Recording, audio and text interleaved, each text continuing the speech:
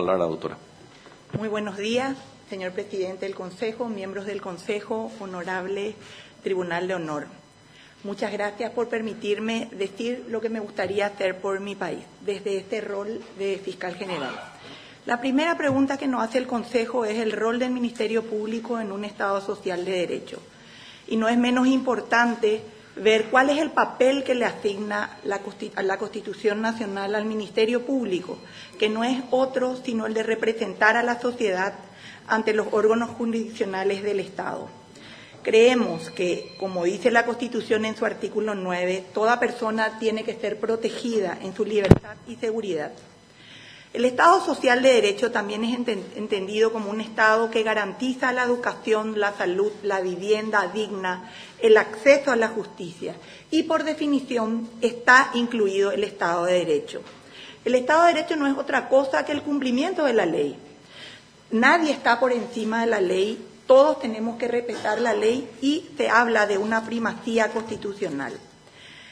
La concepción del Estado de Derecho ve la ley en dos sentidos. Uno, como un mecanismo civilizador y de progreso, y otro, un principio de regulador de la legalidad. La ley parece como el instrumento más adecuado. Pero no es solo importante tener las normas, es también importante hacer cumplir las normas, porque la norma sin cumplimiento es una norma vacía. Tenemos así que los principios del Estado de Derecho están el principio de legalidad, el de obligatoriedad del derecho con respecto al Estado, de la supremacía de la Constitución y la responsabilidad del Estado por sus actos. El Estado también es responsable por sus actos y debe rendir cuentas. Cuando estamos estudiando el derecho nos gusta mucho ver lo que dice el profesor Couture. Y Eduardo Couture, que era un procesalista uruguayo, siempre decía, tu deber es luchar por el derecho, pero el día en que se encuentren en conflicto el derecho y la justicia, lucha por la justicia. ¿Cuál es mi percepción hoy del funcionamiento del Ministerio Público? Y mi percepción no es otra que la que tiene la ciudadanía. Si vemos el barómetro de las Américas, por el barómetro de las Américas, el 42.2% de la población paraguaya cree en la justicia por mano propia. Es común leer en los diarios de que vecinos exaltados tratan de linchar a un delincuente, que un violador en la Chacarita sufrió justicia por mano propia por violar a un menor. ¿Pero por qué ocurre eso?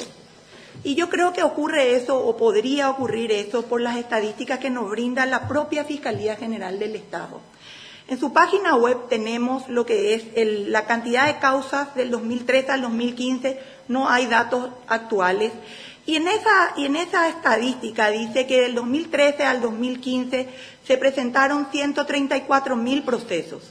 19.000 fueron archivados, 19.000 estaban en trámite, 41.000 fueron finalizados, pero 59.699 están en el limbo, no dicen qué pasó. Y eso es nada más ni nada menos que el 40% de los casos. La Fiscalía no sabe qué pasó en ese periodo de tiempo en el 40% de los casos. Coincidentemente con el 42.2% de la gente que no cree que se va a hacer justicia y busca justicia por mano propia. De esas 134.282 causas, 40% corresponden a hechos de violencia, robo agravado, hurto, abigeato, violencia familiar. Pero increíblemente en ese mismo, vamos a decir, dato estadístico, no figuran las violaciones de menores y no figuran los homicidios. También hay otro dato estadístico que no es menos importante, porque la presunción de inocencia está consagrada como norma constitucional. El Ministerio Público tiene la obligación de encontrar las pruebas, no solo para inculpar, sino para exonerar. La justicia no es solo condenar, también es exonerar. ¿Y cuál es? ¿Y qué nos dice de la utilización del famoso laboratorio forense? En esas 134.000 causas, 11.315 veces fue utilizado el laboratorio forense. ¿Qué significa eso? Que el laboratorio forense solo se utilizó en el 8.2% de las veces que se necesitó o no se necesitó el laboratorio. Existen dos tipos de corrupción, a mi criterio, como existen, me enseñaron en la Iglesia Católica, soy católica, dos tipos de pecado, de omisión y de comisión. Se comete pecado de omisión cuando 2 años se le deja a una persona en un proceso sin imputar, sin acusar, vinculado al proceso. Cuando no se piden las pruebas, cuando no se hacen los análisis, cuando no se imputa cuando se debe imputar o cuando no se condena cuando se debe imputar. Y ahí no estamos hablando de que se recibe dinero, sino que sencillamente no se hace lo que se tiene que hacer. Eso para mí es omisión. ¿Cómo se combate eso? Con sistema, con ciencia, con tecnología y con transparencia. Si implementamos un expediente electrónico en el cual las partes y el juzgado tengan acceso a la carpeta fiscal, creo que muchas cosas se van a poder saber. La ciencia, ¿por qué? Porque si bien se dice que hay un sistema, y leemos el manual existe la ciencia, pero también no es menos importante el pecado de comisión, porque hay muchos fiscales que reciben dinero. Y ahí hay una cita de Sor Juana Inés de la Cruz que me gusta mucho. ¿Quién es más culpable? ¿El que peca por la paga o el que paga por pecar? El cuerpo debe proteger. ¿Pero qué debe proteger? El acceso a la justicia, no a los culpables. Y acá tengo que saltarme al siguiente tema. ¿Cuál es la autonomía funcional y presupuestaria del Ministerio Público? Es una irrealidad pensar de que se va a duplicar el presupuesto del Ministerio Público. Hoy el Ministerio Público tiene 620.000 millones de guaraníes asignados por el presupuesto general de gasto de la Nación, que dan 112 millones de dólares. ¿Cómo está compuesto eso? Por fuente 10 vienen 99 millones de dólares y por fuente 30, fuentes propias provenientes de tasas judiciales, 13 millones de dólares. Es más, hay una cosa que se está estudiando a ver si se le quitan las tasas y se va solo al Poder Judicial en este momento. Pero ¿cómo se gasta ese presupuesto? El rubro 100, que es de servicios personales, se van 90 millones de dólares y se ejecuta el 94%, o sea, de fuente del Tesoro se gasta todo. De servicios personales, de servicios no personales se gasta 8 millones de dólares y se van el 80%. Bienes de consumo e inversión física, que son 3 millones y 9 millones, que es lo que es asignado por el presupuesto, que se gastan de fuentes propias, de fuente 30, se gasta el 57.14 y el 50.22. Datos oficiales del Ministerio de Hacienda. Entonces tenemos que el 80% se va para cubrir servicios personales, el 8% para inversión física y el 7% para rubros no personales. Un rubro que nos llama poderosamente la atención es el rubro de alquileres. Se gastan casi 3 millones de dólares en alquileres, en forma anual. Como directora de DINAPI, el banco coreano me ofreció un crédito de 5 millones de dólares con 20 años de gracia y al 5% de interés a partir del año 20. ¿Por qué no tendríamos sedes propias si se gastan 3 millones de dólares al año en alquileres? Si bien se están haciendo algunas cosas, yo creo que la Fiscalía tiene que implementar el modelo de gestión por resultados. Se tiene que evaluar cada unidad fiscal, hacer una auditoría, hacer un relevamiento de la expertise de sus miembros, de los asistentes fiscales y hacer valer el conocimiento por encima de los valores. La Fiscalía hoy tiene 4.937 funcionarios. Es un buen número. Creo firmemente que hay gente muy valiosa dentro de la Fiscalía que muchas veces está siendo subutilizada y que debería dársele la oportunidad. Hay jóvenes brillantes dentro de la Fiscalía. ¿Cuál es mi compromiso personal por los derechos humanos? Hoy estaba escuchando el Evangelio y decía que la ley no es más que un instrumento del orden, pero necesita del alma, de la ley vivida, que es el amor y la misericordia. Gracias. Entonces, ¿Cuál es mi compromiso? Yo siempre dije, y ayer me hizo recordar a un amigo, nadie se acuerda de la víctima. La víctima es la que se le mató, a la que se le violó, a la que se le sacaron todos sus derechos. Pero la víctima no es solo el muerto. Y el Código Procesal Penal nos dice que la calidad de víctima se extiende también a su familia, a su cónyuge, a su hijo, a sus herederos, a los socios con respecto a una sociedad cuando hay un fraude. Y la Constitución nos habla de dos preceptos con relación a la pena. Uno es la readaptación al condenado de la vida sin delinquir, que hoy no se cumple.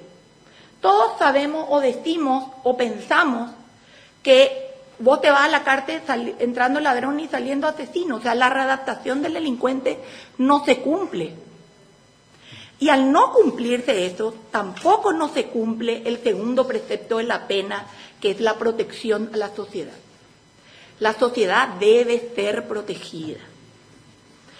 Hoy, inclusive, en los nuevos, leyendo el código, los procesanistas, tenés Gunder Jacob, que habla de la teoría del enemigo, con los atentados, después de los atentados de las Torres Gemelas. Hoy quien maneja un auto puede ser un terrorista. No digo que esto ocurra acá, pero leemos en los diarios, vemos en la televisión. Entonces la protección es importante, porque Dios no comete errores, toda vida es importante y tiene que ser protegida. Creo que aparte de las unidades especializadas que hoy existen, tienen que haber otras unidades. Por ejemplo, tiene que haber una unidad contra el crimen organizado que reúna las distintas facetas del crimen organizado, una unidad especializada de violencia contra la mujer. Cada día hay 5 mujeres violentadas. Y es lo que se sabe, porque por cada una que denuncia hay 3 que no se animan. La ley 5.777 del año pasado se tiene que cumplir y el artículo 39 le da una principal responsabilidad al Estado. También una unidad central sobre el abigeato. Tendría que haber. Y acá hay algo que me quiero referir. Ustedes, no sé si leyeron, el 31 de mayo es el Día contra el Abuso Infantil, que es el recuerdo de Felicita, una niña que vendía mandarinas en Yaguarón, que fue violada y muerta.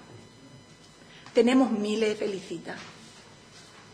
En el Hogar Guadalupe hay 50 niños que fueron violados y abusados muchas veces por sus padres. Y la pena por el abuso es menos que robar una vaca en este país. Entonces creo que se tiene que cambiar. Y voy a dar otra estadística más triste todavía. En el 2014 el Ministerio de Salud dice que dieron a luz 684 niñas entre 10 y 14 años. ¿Quién puede pensar que esto no es un abuso? Y dieron 20.009, el número un poco raro, entre 15 y 18 años. ¿Quién no puede pensar que eso es estupro? Estamos hablando de menores. No tenemos que olvidarnos de nuestros pueblos originarios. Y le estoy viendo acá a mi hermano Bruno, que me bautizó en la lengua Ishir. Y yo me llamo hoy también, aparte de Patricia, Ershita y Tershita, que quiere decir la que escucha la palabra y la que dice la palabra. Y es importante porque ellos son importantes, de ellos era esta tierra. Yo vengo y desciendo de familia de migrantes, pero creo que tenemos tanto que dar en nuestro país y tanto que aprender de ellos que merecen tener una unidad especial que se ocupe. Creo que tampoco podemos olvidarnos de los fallecidos en manos del EPP. Hasta agosto del 2016 había 36 fallecidos que dejaron 18 viudas reconocidas y 45 huérfanos. Lastimosamente no tengo los datos de las familiares de los militares muertos y no tengo porque hicimos un trabajo anterior. Creo que ellos también, sus familias son víctimas y tenemos que ocuparnos de ellos. Yo les doy las gracias por el tiempo que me dieron y estoy a su entera disposición para las preguntas que me quieran formular. Muchas gracias, doctora Patricia Stanley. Los señores miembros del tribunal que deseen formular consultas, preguntas a la postulante, tienen la palabra. Tiene la palabra el doctor Enrique Sosa. Creí que me iba a preceder el doctor Sosa Centurión, pero una sorpresa. Bueno, simplemente, doctora, usted hizo una referencia al el deber de cumplir la ley, pero hizo también una referencia a que esa ley debe ser justa. En un derecho positivo, y ateniéndonos al positivismo, pueden darse ocasiones en leyes injustas. Por ejemplo, en leyes que violen principios de derechos humanos, como hallamos al extremo la esclavitud, la pena de muerte, que está hoy, a pesar de que existen países que todavía mantienen esa sanción. ¿Cuál sería su opción en ese caso y en qué fundamentos jurídicos usted se apoyaría? Siempre mi opción va a ser la justicia y me apoyaría en la Constitución. La Constitución nos dice también que podemos rebelarnos cuando no se cumplen los preceptos por ella estipulados. Si bien soy positivista y creo en que las leyes deben ser cumplidas, Kant decía, no se negocia, se cumple, la ley no se negocia, se cumple. También tenemos que ver el contexto histórico en el cual fueron dichas esas afirmaciones. Pero yo me apoyaría en la Constitución porque también están los principios de defensa de los intereses difusos dentro de la propia Constitución para poder defender lo que yo crea justo y correcto. Dios siempre nos va a juzgar por lo que hacemos y al final del día es el que nos va a hacer rendir cuenta. ¿Usted considera que el establecimiento de la pena de muerte atenta contra los intereses difusos? Podría atentar contra los intereses difusos. Yo no estoy a favor de la pena de muerte. Bien. Gracias, doctor Enrique Sosa. ¿Algún otro miembro que quiera consultar? Tiene la palabra el doctor Luis Fernando Sosa Centurión.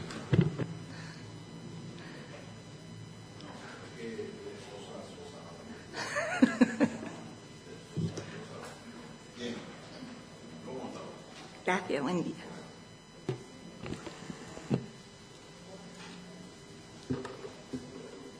¿Cuál sería la percepción que usted tiene sobre lo que debe representar un fiscal general del Estado en sus valores principalmente? Bueno, yo creo que el fiscal general del Estado tiene que tener 3 valores básicos.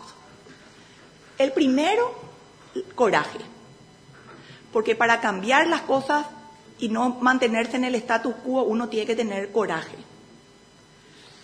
El segundo valor sería la sabiduría o inteligencia, porque coraje sin inteligencia es una fuerza bruta.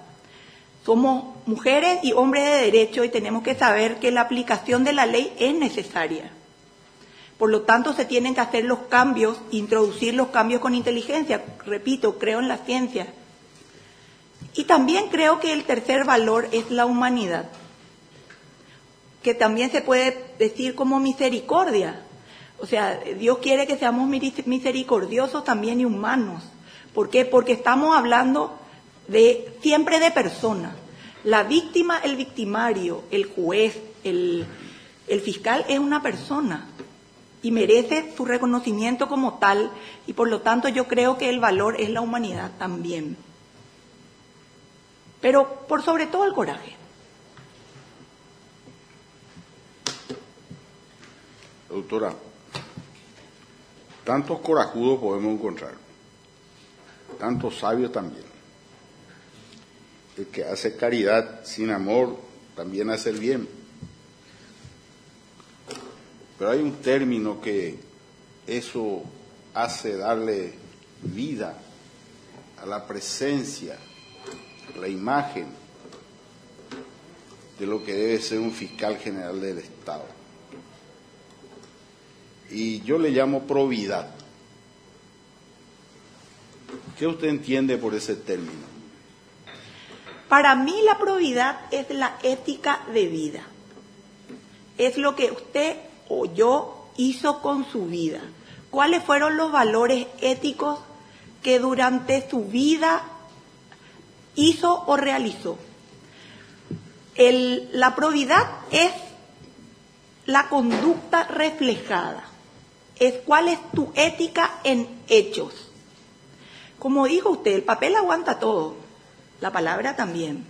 Son los hechos de vida, lo que uno hizo con su vida, lo que uno marcó haciendo, es lo que hace la diferencia y es lo que yo entiendo por probidad.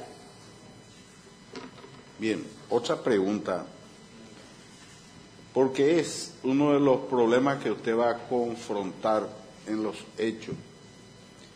Eventualmente, si llega a la Fiscalía General del Estado, la parte presupuestaria, la determinación de recursos. Por aquí han pasado postulantes que han dicho, no, pero si el Ministerio Público tiene suficientes recursos. Otros que han dicho, no, pero el Ministerio Público, la Fiscalía General del Estado no tiene suficientes recursos, que hay que reasignar recursos, que no, que hay que fortalecer la especialización. Bueno, disímiles respuestas. Pero en última instancia, el que define la posibilidad de los recursos va a ser el Ministerio de Hacienda y el Parlamento. Y es más, usted puede tener la ley, pero por el ordenamiento jurídico que tenemos en el país, quiero afirmar que es la única ley que se cumple solamente si hay recursos. Si no hay recursos, esa ley de obligatoria se torna inocua. Y usted eventualmente estaría llegando al cargo ya en agosto, donde probablemente su presupuesto va a ser escaso. ¿Cuál sería su postura? Bueno, diciendo que mi presupuesto sería escaso. ¿Por qué? Porque de Fuente 30, que son recursos propios que no dependen de Hacienda, tengo 13 millones de dólares. De esos 13 millones de dólares, a lo que va de este año, de acuerdo al Ministerio de Hacienda, se gastó solo el 7%. No hay como las mujeres para saber gastar, doctor. Los recursos institucionales se tienen que utilizar, porque un presupuesto que no se usa, porque una cosa es lo que te asigna el Parlamento, otra cosa es lo que te da en tu plan de caja, y eso me da solo para cubrir sueldos. Todo el accionar de la Fiscalía, que es más o menos 13 millones de dólares lo que gasta aparte de los sueldos, es fuente propia, Fuente 30, recursos propios que vienen de las tasas del Poder Judicial. Y a lo que va de este año, el primer cuatrimestre, que es el dato que tengo, solo se gastó el 7.67%, 14.74% y 19.34%. Entonces, cuando dicen no tenemos recursos, no tenemos combustible para irnos a llevar la notificación, cuando no tenemos plata, es porque no se hizo la gestión, querido doctor. Acá no es solo tener plata. Tener la plata es importante. Saber gastar y hacer la gestión de gasto es igual de importante. Y le voy a contar una anécdota. Cuando asumimos DINAPI, nuestra instalación eléctrica era el 57. Nos vamos a quejar a Hacienda de que no teníamos, que nuestras de baño eran letrinas, y nos dice el anterior director del presupuesto, nos dice, si se animan, le doy 1.500 millones de guaraníes, era noviembre, de fondo del FONACIDE para que cambien toda la instalación eléctrica. Y le dije, me animo, como buena mujer vamos a sacar el presupuesto y para diciembre ejecutamos los 1.500 millones y hoy tenemos instalación eléctrica de primera orden y baños sin letrina. Entonces, el tema no es solo la plata que se te asigne, sino cómo gestionar esos fondos, cómo hacer con auditorías hiper estrictas. No estamos hablando de que, pero no se gasta. Acá les traje los presupuestos del 2015, 2016 y 2017. se gasta el 50% del presupuesto en rubro 500, que es inversión física, y en rubro 300, que es bienes de consumo. No se gasta. Entonces, yo disiento, o sea, cuando el Estado no va a duplicarnos el presupuesto, es una realidad. No vamos a tener 200 millones de dólares de presupuesto en la Fiscalía. Con lo que tenemos que hacer magia. Margaret Thatcher decía, una mujer puede ser primer ministra porque sabe administrar las cuentas del supermercado. No digo que esto es un supermercado, ¿verdad? Pero hay que saber gastar, hay que saber dónde invertir y hay que saber a qué le falta a quién. Pero lo bueno es que tenemos recursos propios y esos recursos son los que hacen mover el motor del Ministerio Público. Porque el rubro 10, que es recurso del Tesoro, se va todo en sueldo. El 89% del presupuesto se va en sueldo y esto se cubre con fondos del Tesoro. Fuente 30 es recurso propio, no se gasta. Una pregunta más, porque usted habla mucho de recursos propios. Fuente 030, ¿no va a recursos generales del Estado? No. ¿Administra la propia institución? Según lo que dicen los papeles, te pasa el Poder Judicial, porque es lo que viene de tasas judiciales. ¿Y quién habilita el crédito presupuestario para que usted utilice? ¿Hacienda o el Poder Judicial? No le puedo decir, no sé, porque desconozco eso, querido doctor. Suerte, doctor. Gracias. Gracias, doctor Luis Fernando Sánchez Toriano. ¿Algún otro miembro que quiera formular consulta? Tiene la palabra el doctor Rodolfo Gil Paleari. De los vecinos no hay que descuidarse, señor presidente. El doctor Sosa me virló la primera pregunta que tenía para la expositora. Yo le llamaría virtudes que deben adornar a un buen fiscal general del Estado. Ya está contestado. Pero veo aquí en su currículum un tema que me interesa, que usted hizo una maestría en resolución alternativa de conflictos. ¿Sería tan amable en aclararnos, explicarnos en qué consiste específicamente este tema, que para mí, por lo menos personalmente, es muy interesante? Gracias. Los medios alternativos de solución de conflictos son tres. Uno es el arbitraje, que se pacta contractualmente, y en los otros están la mediación y la conciliación. Cuando son delitos económicos, puede haber una mediación o una conciliación. La mediación, el labor del mediador es poner a las partes y dar las pautas para una mediación. El conciliador ofrece soluciones. Se podría habilitar, y yo creo que sería factible, el Poder Judicial lo está haciendo ya hoy, utilizar los medios alternativos de solución de conflictos. ¿Por qué? Porque es una manera de resolver conflictos sin llegar al estadio de saturación que tienen hoy los tribunales. Y si bien no todas las causas son mediables, porque los delitos de acción penal pública no son mediables, pero sí son mediables los delitos de acción penal privada, o digamos todo lo que implica, vamos a decir, los delitos económicos. Porque al final del día, quien fue estafado lo que quiere es que se le devuelva su dinero. Entonces, ¿por qué no utilizar los medios alternativos de solución de conflictos a fin de llegar a soluciones que no impliquen la cárcel del procesado y de la persona que interviene en delitos que sean mediables? No todos los delitos son mediables.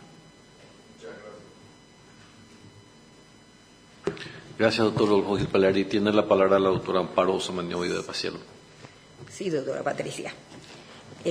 Coincido con usted en el tema de la mediación. Incluso la nueva figura de facilitadores judiciales también ayudaría bastante a llegar a algún acuerdo de esos. Pero mi pregunta iría a un proyecto piloto que se está implementando, que es el de justicia juvenil restaurativa, donde solo el 8% de reincidencia se produjo. Es por acordada hasta ahora, ¿verdad? ¿Usted impulsaría, si está de acuerdo naturalmente, una reforma legislativa o una ley que hiciera posible llegar a esto? Sí, estoy de acuerdo. También hay un proyecto piloto que tiene que ver el movimiento Schoenstatt en Itagua, en el cual se le está llevando a los menores infractores, porque ¿cuál es el problema del menor infractor? La reinserción en la sociedad. Digamos, todo el mundo tiene miedo de ellos. Entonces le cuesta reinsertarse. Yo sí creo en eso, porque justamente estaba hablando de la humanidad y de la misericordia. No es misericordioso pretender condenarle a una vida de para siempre, sos un delincuente. Yo sí estaría de acuerdo y yo creo que eso nos va a salir mucho más barato incluso a la sociedad, que la disminución de las cárceles, pero sobre todo también enseñarle oficios, enseñarle la capacidad de valerse por sí mismo a los menores reincidentes, porque hoy lastimosamente, como decimos, se entra roba coche y sale asesino a sueldo, entonces no se cumple el objetivo de la pena, que es la readaptación del delincuente a una vida sin delinquir.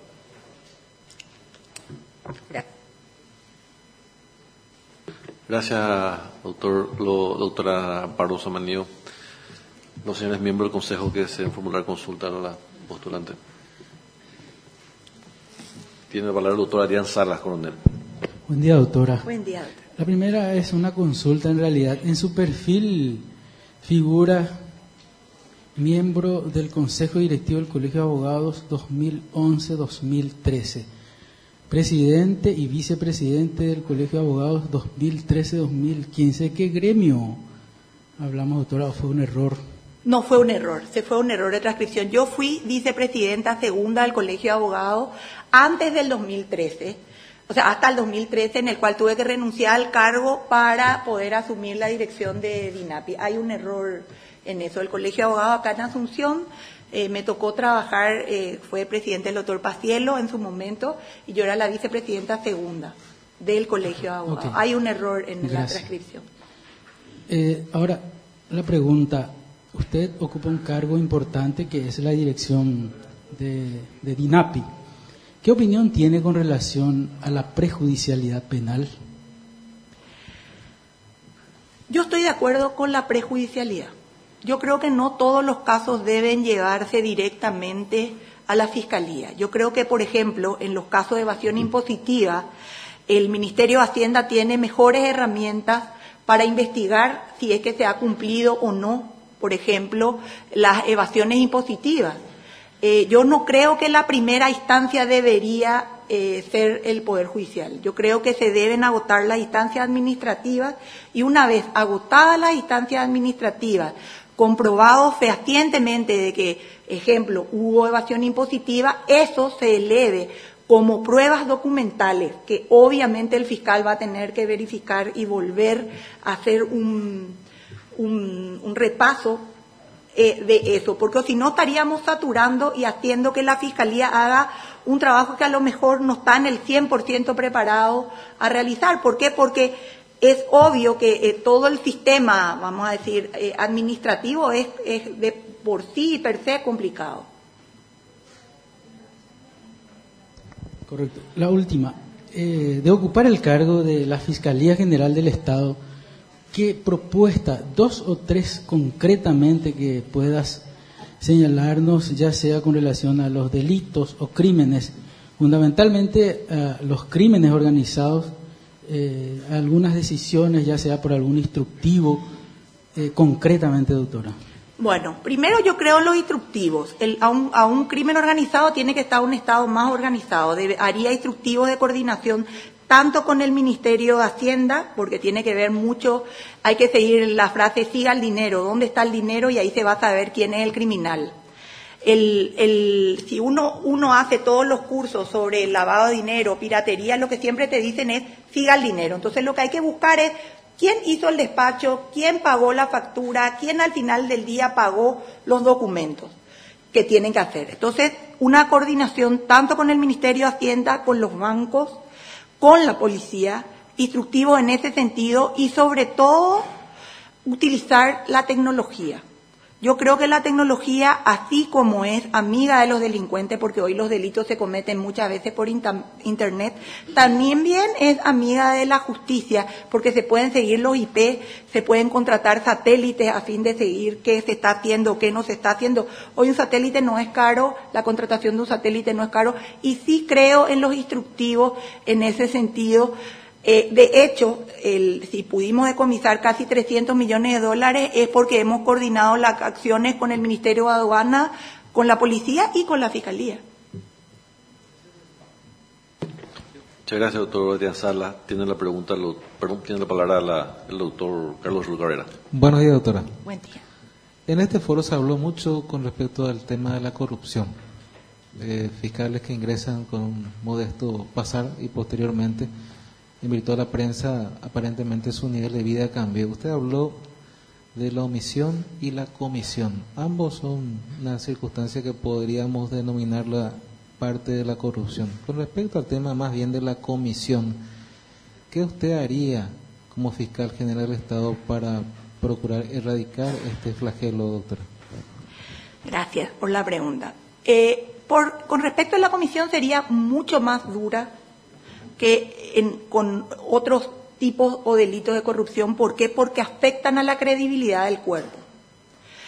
Crearía comisiones especiales dentro de la Fiscalía. O sea, si bien hay una Fiscalía anticorrupción hoy, esta forma parte de delito económico y anticorrupción, se le estudiaría, como vemos en la película, desde asuntos internos o oficina de responsabilidad profesional, como le llaman los americanos, en el cual se realiza y se verifica la labor y la gestión del juez. ¿Y por qué no utilizar al Tribunal de Conducta propio dentro de la Fiscalía en una primera instancia? El doctor Sala creo que forma parte del Tribunal de Conducta y que al menos en la foto sale como su hermano. Entonces, utilizaría ese Tribunal de Conducta también para dar, en primer lugar, una sanción moral. Y obviamente que se aplique el más alto rigurosismo de la ley con relación a ello. ¿Por qué? Porque el fiscal tiene que ser un hombre probo, tiene que ser un hombre honesto. No se va a acordar de mí el doctor Sosa, pero yo fui su alumna en técnica jurídica, una de las últimas materias, y él nos decía para desilusionarnos cuando estudiábamos Derecho, que si éramos abogados no íbamos a ser millonarios, que íbamos así tener un buen pasar, porque el abogado tiene muy buen pasar, pero no somos millonarios. Entonces, yo creo que uno de los indicios es justamente revisar su estado patrimonial al ingreso y al final, y que se justifique de dónde salieron esos bienes. Porque vemos muchos magos en este país que tienen sueldo de 3 millones y se compran camionetas de 150.000 en diferentes estadios. En un curso que hice en El Salvador me tocó ser compañera de cuarto de 2 policías científicas de la carabinera chilena, y ellos me decían que la policía chilena no cobra más que nuestra policía, pero que tiene tantos beneficios, o sea, tienen casa asegurada, salud asegurado, tiene, como se dice, sus hijos pueden acceder a la universidad. Yo creo que hay que blindarle al fiscal, y no solo al fiscal, sino al funcionariado público en general, que los beneficios que reciba, desde el honor de ser, no solo el honor de ser, sino tener la posibilidad de tener un acceso a la vivienda, tener posibilidad de que sus hijos estudien en una buena universidad, que sea como un combo, que sea, qué honor ser parte, no qué voy a sacar qué beneficio voy a tener. O sea, que sea, que se lo proteja y se lo cuide en su integralidad. Doctora, 3 propuestas con respecto a la transparencia en el Ministerio Público que usted haría en el caso de ser fiscal general del Estado, y qué haría usted con respecto a los gastos reservados. Bueno, primero sistema. Hoy el proceso es un sistema. El proceso penal y el proceso civil pueden ser sistematizados en forma informática y se pueden hacer alertas automáticas. Reforzaría todo el sistema en 2 sentidos. Uno, en el sentido de garantizar de que no haya hackeos y que no haya intervención dentro del sistema, pero que todas las actuaciones se hagan por sistema, que se registren hasta la última actuación del último fiscal que se tenga en una base de datos central. Segundo, la carpeta fiscal electrónica, en el cual el agente fiscal no solo lo tenga en físico, sino también lo tenga escaneado y sea, vamos a decir, por sistema absolutamente. Acceso a las partes. O sea, tanto el querellante, la víctima, la defensa tienen que tener acceso a las actuaciones para ejercer la legítima defensa. Y cuarto, interconexión también desde el punto de vista de transparencia con qué. Por ejemplo, para saber los sistemas, los antecedentes penales y judiciales. Hoy se puede saber en línea eso. Estuve hablando ayer con el ministro David Ocampo y me decía, hoy el fiscal que quiera saber o el juez que quiera o necesita, se le da un password y se tiene acceso a la base de datos de la policía y a la base de datos del Poder Judicial. Con lo cual no se podría pasar una persona que tenga 7 antecedentes, tener una libertad provisional o provisoria. Porque hoy esa tecnología está disponible. Es una cuestión de gestión de que tanto el Ministerio Público tenga acceso a la misma en línea. Gastos reservados. Los gastos reservados se tienen que utilizar y hay un instructivo del Ministerio de Hacienda cómo rendir, se tiene que cumplir. Les cuento algo, tampoco se gastan todos los gastos reservados de acuerdo a... Y hoy sí hay necesidad de combatir, por ejemplo, al EPP, por ejemplo, a víctimas de secuestro, saber qué pasó, y es para eso que se utilizan los gastos reservados. O sea, para eso es lo que se debería utilizar. ¿Por qué? Porque se tiene que muchas veces necesitar la ayuda de los informantes, que no se pueden poner rubro informante en el presupuesto. Entonces, hay que crear un instructivo sobre los gastos reservados que ya existe, cumplir, pero utilizar. Gracias, doctor Carlos Raúl Carrera. Tiene la palabra el doctor Cristian Griscovich. Buen día, doctora. Buen día. Habló sobre el estado de presunción de inocencia, que es una garantía constitucional, y dijo que el Ministerio Público tiene la obligación de encontrar las pruebas de cargo y de descargo, conforme a su propia normativa. Y entre uno de los pecados de omisión que usted mismo dijo, habló de que se mantiene en un proceso a una persona sin estar imputada o sin llegar a la acusación. No se hace lo que se tiene que hacer de acuerdo a la ley, dijo textualmente. Se sostiene que la imputación o estar en un proceso no genera ningún agravio al ciudadano. Yo no creo que sea así. Basta con que uno esté sometido para saber las penurias que eso representa. Y los mismos fiscales que se defienden con ese argumento, si están procesados en el jurado, por más que no cause agravio, no creo que estén muy tranquilos. Haciendo un parangón, ¿verdad?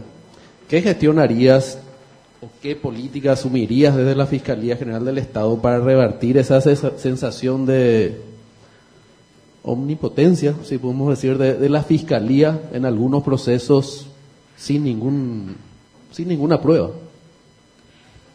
Vuelvo a repetir, creo en la ciencia. El sistema tiene que generar alertas. El sistema tiene que saber, señores, Pedro López es imputado, y el sistema te tiene que ir diciendo, y la oficina de gestión te tiene que decir, señor, ¿cómo usted hace 6 meses que le tiene en ese estado de limbo a tal persona? El sistema. O sea, es obvio que el fiscal general es incapaz de estar en los 400, supuestamente hay un dato que dice que hay 402 fiscales que cobran gastos de representación, no puedo verificar, no puede estar encima de esos 402 fiscales, pero sí generar la oficina de control. Y esa oficina de control tiene que ver que esos pecados de omisión, por decirlo de alguna manera, dejen de ser pecados de omisión. Porque sí causa un agravio al buen nombre de la persona, una sospecha. Porque esa persona tiene un hijo que se va al colegio y le preguntan, che, ¿por qué tu papá está imputado? ¿Por qué tu mamá está imputada?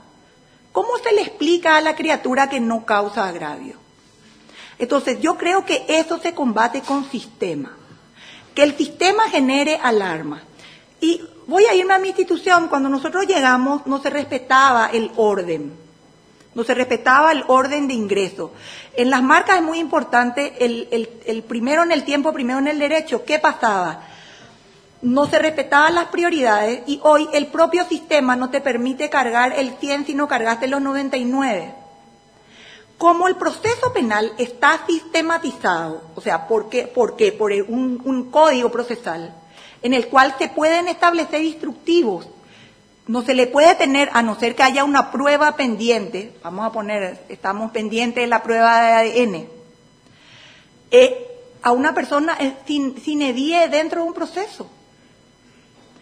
Y acá hay otro dato, le voy a poner, en 6 años, la Fiscalía solo utilizó 21.357 veces todo lo que es la dirección del laboratorio forense. Esta es una estadística de la Fiscalía, no mía. Entonces, ¿por qué no usar la ciencia? ¿Por qué no asegurar la escena del crimen? ¿Por qué no ver? Porque las 48 horas en un crimen son vitales para poder, como se dice, saber si es o no culpable una persona. Justamente se cambió del proceso inquisitivo para supuestamente tener una inmediación para no tener procesos alargados. Gracias, doctora. Otra preguntita. Hay un preconcepto que yo no comparto, aclaro, donde se dice que el fiscal general del Estado tiene que ser un amplio conocedor del derecho penal y procesal penal, lo cual es lógico, porque la mayoría de sus tareas se desempeñan en esa área, aunque no se limita solo al derecho penal. Tanto usted como yo tenemos un problema en ese sentido porque no somos penalistas, y aclaro que usted es muy buena en lo que hace. Pero ¿cómo respondería a ese cuestionamiento posible que algunas personas hacen? Bueno, yo tengo, como muchos dicen, un pecado. Yo nunca estuve en la Fiscalía y tampoco soy penalista. Pero a mí me tocó pasar el Código de Teodosio, estudié y me recibí con un Código Penal y con un Código Civil, y luego por el camino me cambiaron la película. Me cambiaron a un nuevo Código Civil y a un nuevo Código Penal y estudié. Estudié el Código Penal, hice un posgrado, un curso con mis propios compañeros, Marcos Com, Carlos Gorostiaga, fueron Castañas Ledi, he estudiado. Si bien, ¿qué es el fiscal general? El fiscal general es un administrador que dicta políticas generales de cómo tiene que ser una fiscalía en un ámbito general.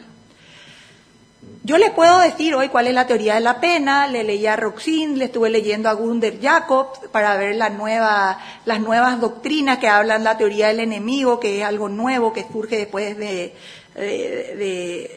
2011, y a lo que le puedo responder a eso es que los libros no muerden.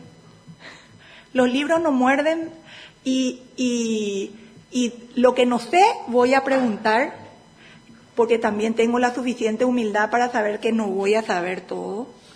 El que dice que sabe todo, miente. Y segundo, creo que es un trabajo en equipo.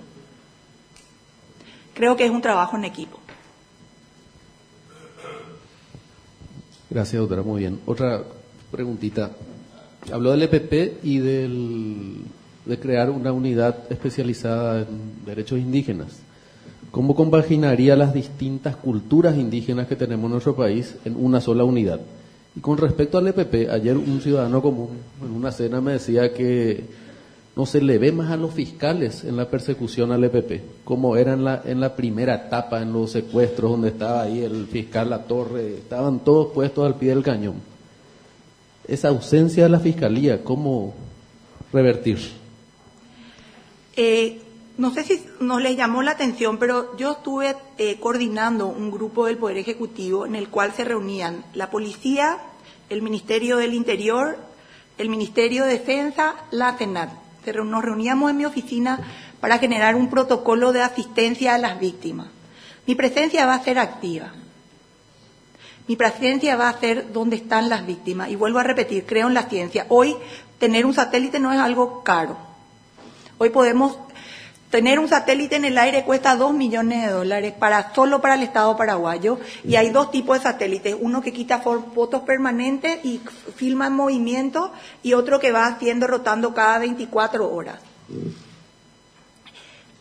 Creo que el Estado no puede estar ausente de esas problemáticas porque hacen a la vida institucional del Estado. O sea, el Estado de Derecho se juega cuando hay gente que no cree en el Estado de Derecho y le secuestra a una persona para conseguir sus fines.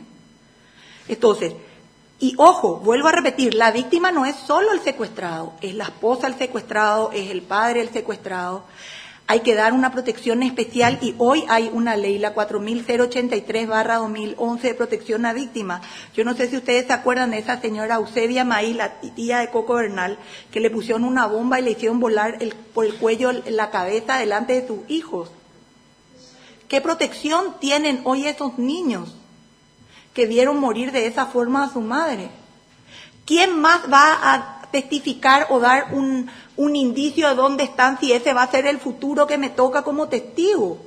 ¿Cómo el Estado no le protege en forma especialísima a ese tipo de testigos o a ese tipo de informantes que está dando su vida por decir dónde están esos delincuentes? ¿Cuántos ganaderos hoy no se van a San Pedro, a Concepción o a Mambay? ¿Y no tenemos acaso el robo del siglo de 1000 cabezas de ganado en San Pedro? ¿Por qué? Por temor. La sociedad tiene miedo. Pero ¿cómo yo voy a ir a denunciarle que sé dónde están si sé que me van a poner una bomba en el cuello y me van a volar delante de mi hijo? ¿Y cómo yo me voy a ir si no le veo al fiscal ahí metido viendo? Es el problema de los otros. O sea, mi papá me enseñó que me tiene que doler el sufrimiento de los otros. Nadie puede ser feliz solo uno. Te tiene que doler el sufrimiento del otro. Y el otro es toda la sociedad, no un solo. El que se murió ya se murió. Pero se queda el hijo, se queda la viuda, se queda la sociedad que es herida y lastimada. Gracias, doctor Quijote. Tiene la palabra el doctor Claudio Baqueta. Buen día, doctora. Buen día. Usted habló de la lucha contra el crimen organizado. ¿Usted tiene alguna propuesta en caso de ser designada fiscal general para que el Ministerio Público actúe como órgano de prevención y no como órgano de reacción? No. El Ministerio Público actúa cuando se produce la noticia criminis.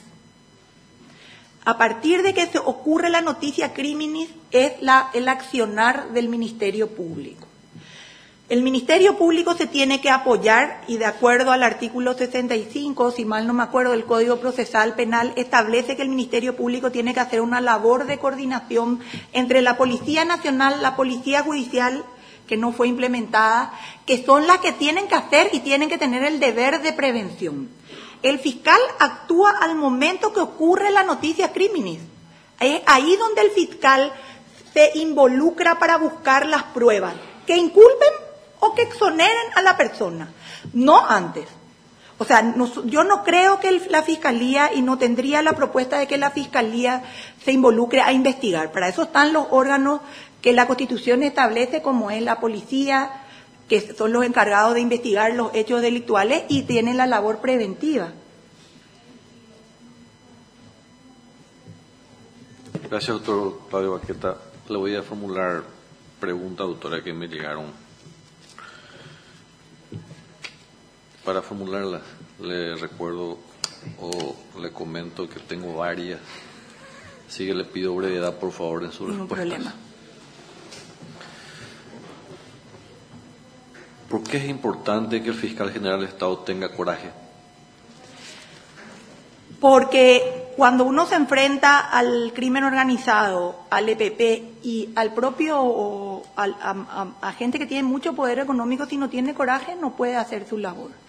Cuando uno se va a enfrentar a sus propios colegas para hacer su labor, a los propios colegas, y si no tiene coraje no va a poder hacerlo.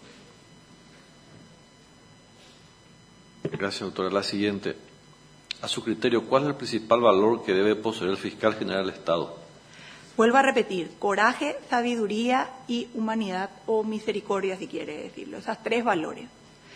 Porque los tres valores son necesarios. Siempre tenemos personas al final del día y tienen que tener la misericordia de la persona que también administra la justicia. Gracias, doctora. La siguiente pregunta.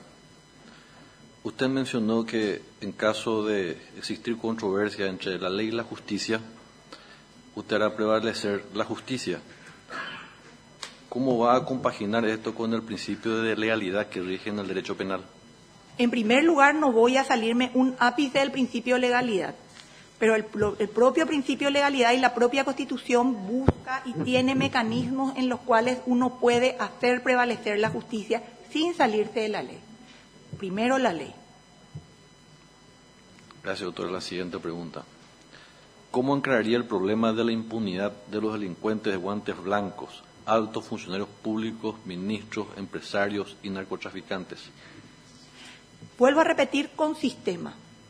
Cuando uno comienza a investigar, siga el dinero, que le dije, follow the money, dicen los americanos, seguir el dinero. Cuando uno hace el seguimiento del dinero y sin importar quién es, uno llega a la realización de la justicia. Yo les puedo asegurar que decomisar 300 millones de dólares en un país como el nuestro no es tarea fácil y lo hemos hecho. La siguiente pregunta, doctora.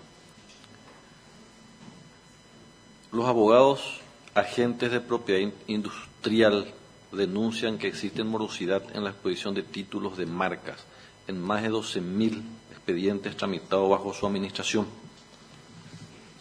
Esa es la pregunta. No sé si es una denuncia o una pregunta. Si lo toma como denuncia, tiene el derecho a pedir otra fecha para el descargo. No lo tomo como, vamos a decir, como denuncia. Justamente creo que es falaz. Nosotros hemos recibido en una administración absolutamente desfasada, sin sistema.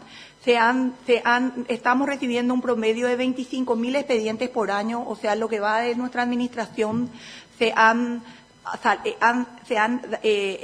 recibido 100.000 expedientes de marca. Figuramos en el mundo ideal de la innovación por ser el país que más solicitudes de marca tiene por habitante. En segundo término, se han otorgado 60.000 títulos, pero se han dado en abandono aproximadamente 15.000 expedientes. Justamente como les dije, lo que a mucha gente no les gusta es la implementación del sistema. Anteriormente vos podías sacar el número 100 de expedientes sin mover los 99. Hoy les puedo decir que Estudio de Fondo está al día, que lo que va de este año tenemos 6.000 marcas otorgadas y que somos extremadamente rigurosos al momento de hacer el otorgamiento de las marcas. Anteriores predecesores míos otorgaron la marca Ferrari, el joystick de PlayStation y ese tipo de cosas no vamos a dejar que ocurran, justamente porque cumplimos la ley. Gracias, doctora. La siguiente consulta. ¿Por qué le acompaña en esta audiencia más de 10 funcionarios de la INAPI en horario de trabajo? Usted le despidió a la funcionaria Laura Vera en el 2014, estando en estado de gravidez. ¿De qué manera piensa garantizar la estabilidad de los trabajadores, especialmente de las mujeres, en el Ministerio Público? Son dos preguntas, doctor. En primer lugar, yo no le pedí a nadie que me acompañe. Si me quisieron acompañar, les agradezco. En segundo lugar, la funcionaria Laura Vera tenía un contrato de trabajo que vencía y se le prorrogó el contrato para que termine a término su embarazo. Una vez que terminó su embarazo, se hizo el concurso dentro de la función pública y no ganó el concurso. A ella lo que pasó fue que, y lo que entienden de administración, existe lo que se llama la carga del SINAR. En el SINAR estaba su contrato vencido y como hoy todo se tiene que hacer por un concurso, no nos permitía volver a poner su nombre porque ya tenía el contrato vencido y se tenía que hacer el concurso. Comunicamos a la función pública que ella estaba embarazada, se le prorrogó el contrato todo el tiempo del embarazo, más el tiempo que debería pasar posterior a la lactancia, y posterior a eso se hizo el concurso de méritos y aptitudes para esta funcionaria que no ganó. Entonces, es falso que se le despidió porque estaba embarazada, sino que venció su contrato y tengo los documentos que avalan mis dichos. Gracias, doctora. La siguiente consulta. Como directora de la INAPI, su administración está cuestionada por hechos de corrupción. ¿Cómo piensa manejar con transparencia el Ministerio Público? Es la primera noticia que tengo que está cuestionada por hechos de corrupción. Me gustaría que me acerquen las pruebas para poder, como se dice, rebatir esos dichos y para demandar a quien corresponda por difamación y calumnia, porque no tengo ninguna denuncia por hechos de corrupción. Así que eso sí me gustaría que me acerquen para poder investigar, porque desconozco esa afirmación. Le pido por favor a la gente que en caso de que tenga denuncia acerque a Secretaría, por favor, para que la postulante pueda contestar. Muchas gracias. ¿Qué puede responder a la denuncia presentada? Tengo entendido que está la denuncia, doctora. Le voy a dar lectura y después seguramente usted va a tener el derecho de pedir otra fecha en su caso para responder, o puede responder en la misma audiencia. ¿Qué puede responder a la denuncia presentada por el Sindicato de Funcionarios de la Dirección Nacional de Propiedad Intelectual ante la Secretaría Nacional Anticorrupción sobre adulteración de datos informáticos y desconocimiento de normativas y procedimientos por parte de funcionarios de alto rango en la INAPI, por lo que impone alta inseguridad jurídica a los ciudadanos en sus inversiones? Fecha de presentación 2 de junio de 2017. La primera consulta, doctora, si usted tiene copia de esta denuncia presentada.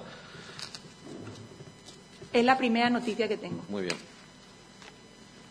Entonces, voy a darle lectura y usted va a optar por responder o solicitar una nueva fecha de...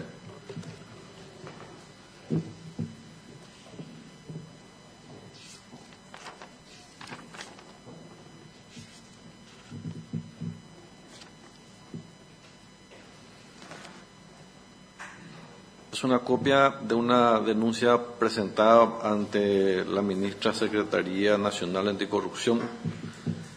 Dice: objeto presentar denuncia por supuesto mal desempeño de funciones, alteración de datos informáticos y desconocimiento de normativas y procedimientos por parte de funcionarios de alto rango de la INAPI, por lo que impone alta inseguridad jurídica a ciudadanos en sus inversiones y total falta de la anhelada y muy publicitada transparencia gubernamental. Señora ministra, nos dirigimos representando a la señora ministra en nombre de la Fundación del Sindicato de Funcionarios de la Dirección Nacional de Propiedad Intelectual, con personalidad gremial número tal, en carácter de persona jurídica, solicitamos de vuestra institución cuanto sigue. Que amparado en la Constitución Nacional, capítulo 9, obligación del funcionario público de las provisiones. Artículo 57, denunciar con la debida prontitud a la justicia ordinaria o a la autoridad competente hechos punibles e irregularidades que lleguen a conocimiento del ejercicio del cargo. Que por este medio recurrimos una vez más ante vuestra autoridad administrativa a efecto de poner a conocimiento y plantear formal denuncia de supuesto hecho de mal ejercicio de desempeño de su cargo por funcionario de alto rango, de supuesto hecho de delito informático, instrumento público, que acompañemos pruebas fotocopiadas y de libre acceso a los ciudadanos sobre el manejo de documentos e instrumentos públicos, tales como hacen referencia a procedimientos irregulares de funciones que recaen en la Dirección General de Propiedad Intelectual y Dirección de Marcas específicamente, que se han concedido títulos de registro de marcas con alguna irregularidad en el proceso y que fue denunciado por parte del afectado según copia de escritos presentados en actas números 164-85-39 y 164-85-45 de fecha 29 del mes de julio de 2016, pero no tomadas con la debida atención luego del reclamo de este gremio, que lo hicimos en forma verbal a una de las autoridades superiores a comienzo del mes de abril de 2017. Con sorpresa notamos que los expedientes acta 150-91-51 y 150-91-52 con títulos 42-36-32 y 42-36-33 respectivamente, y otro expediente en trámite 166-30-38 fueron simplemente cambiados los datos en el sistema informático de la INAPI, como si se tratara de una providencia por contrario imperio, sin daño irreparable a ninguna parte autora. Vemos ligereza y desconocimiento de la norma al respecto, como es la Ley 1294/98, artículo 54 y reglamentos. Se ha obviado por desconocimiento e impericia como mínimo, ya que un título de marca una vez concedido no puede ser simplemente borrado del sistema informático de la institución y revocarlo por una resolución administrativa. Ello implica ya que por ello la ley de marcas, dice 1294/98, dicta lo siguiente en estos casos y transcribimos para vuestra apreciación. Artículo 53. La propiedad de una marca se extingue por renuncia, por vencimiento del término de vigencia, por declaración judicial. Artículo 54. La autoridad judicial será competente para entender en una acción de nulidad de un registro obtenido en contravención de la disposición de esta ley por medios fraudulentos a quien no tenía derecho a obtenerlo o en perjuicio de quien tuviera mejor derecho. Todos son los incisos, ¿verdad? Que además de lo grave de esta situación es que la inseguridad jurídica que impera con este acto por parte de la autoridad de turno, que dicho sea de paso está ocupada desde el mes de julio de 2015 de forma interina por otro funcionario que ya tiene alta responsabilidad ante otra dirección general y que el cargo no es llamado a concurso por imperio de la ley 4798/2012 y 1626/2000, no entendemos por qué. Al mismo tiempo existen otros actos irregulares y que para nada transparente y contrariando todo procedimiento legal, especialmente establecido en la ley de marcas y su decreto reglamentario. Lo que llama por de la atención es el sigilo con que se pretende manejar esta situación grave ante la opinión pública, si el acceso a estos datos es de libre disponibilidad y aún así simplemente borran datos informáticos publicados y que pueden verificarse hoy día por el sistema web de la institución. Ante estas situaciones que consideramos graves y de comprobarse, aunque así ya lo demuestran los documentos que acompañamos, de seguro está registrado en otros expedientes de solicitud de registro, lo que justifica la realización de intervención y una auditoría de gestión de documentos especialmente finiquitados y que pueden ingresarse por simple acceso al sistema informático de la Dirección General de Propiedad Industrial dependiente de la Dirección Nacional de Propiedad Intelectual, que ante la situación y amerita una formal investigación y el sumario correspondiente predeterminada en la Ley de la Función Pública, ya que si bien se tratarían de altos funcionarios, no están exentos de la correspondiente investigación como cualquier otro funcionario de menor rango. Acompañamos copia de los documentos que nos han acercado y que justifica plenamente una intervención y atención al caso para que lo hubiera lugar. Debe realizarse una investigación que encuadraría dentro de un delito tipificado en el mismo Código Penal por la responsabilidad personal del funcionario y por el compromiso de tratarse de un instrumento público que al solicitante de la marca ya ha retirado el documento y seguramente confiado para ejercer pleno derecho sobre los mismos, además de otros casos similares.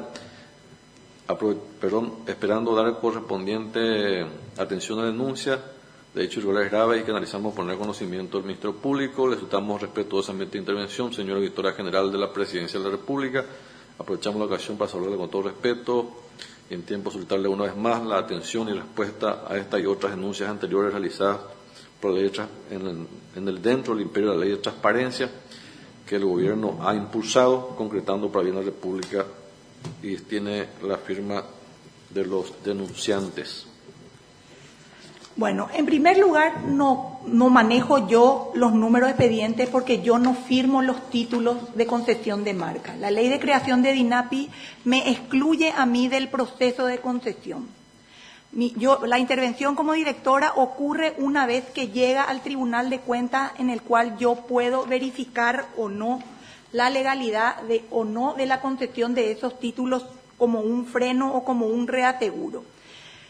Si es, porque no estoy segura de ser porque no desconozco los números, sí hubo un caso en el cual había una oposición y de hecho hay una investigación por la Oficina Anticorrupción que estableció un procedimiento a seguir de ahora más, en el cual se concedió un título que tenía una oposición.